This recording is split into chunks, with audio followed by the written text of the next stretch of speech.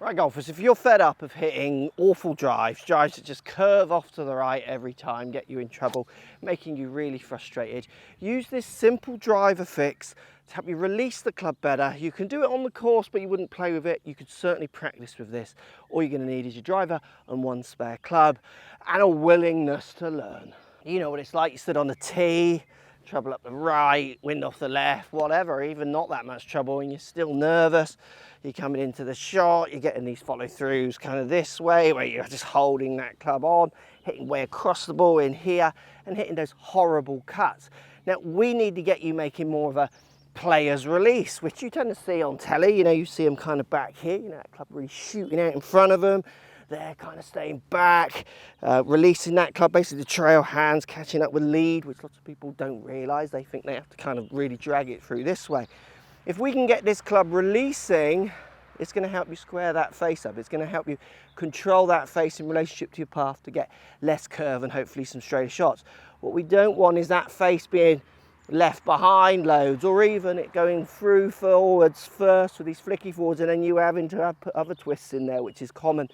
Which one comes first or not is debatable, but we want to get rid of these and these impacts. We want you getting that professional release. I say we, it's just me. I don't know why I say we, but I want you to.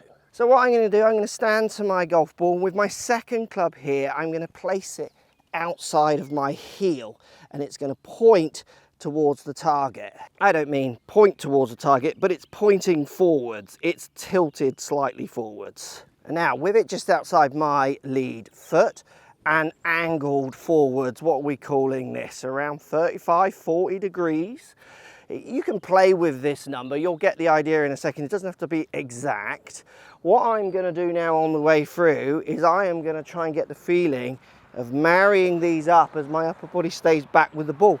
For lots of golfers, that's going to feel a little bit like you're almost flicking it forwards. Because if you're someone who wants to come down across and hold off, you're going to get very contradictory angles down at the bottom. You're also going to try and get the face to line up. So we don't want the face too much this way, and we certainly don't want that face, even if you get it lined up kind of this way, where we'd call that maybe open to a path, causing that curvature. We want to get the feeling, or I want you to get the feeling of lining those up. Now to do that, your lead wrist is going to have to start going this way.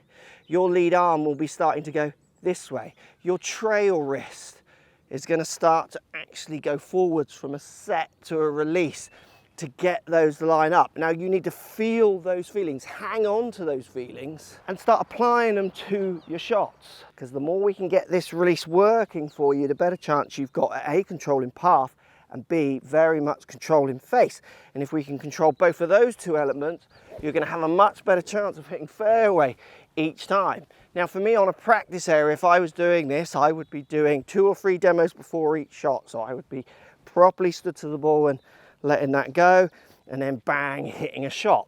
Just coming out the shot, bringing another ball in, taking your time. Make sure the practice that you do between shots has really good value. Make this value count to your shot. I see so many people just mindlessly doing drills and they don't translate out onto the golf course. Working on the drill, important. Working on controlling the face, really important. Working on blending the feel of the drill into the actual shot, so important. Same you're at the range, get this feeling working for you. You're going to absolutely change the way you release the club, which will change the way you hit the ball and hopefully get you hitting more fairways. Now, if you want to learn how to hit your irons better, improve that part of your game, this video's got all the information you're going to need for better iron shots.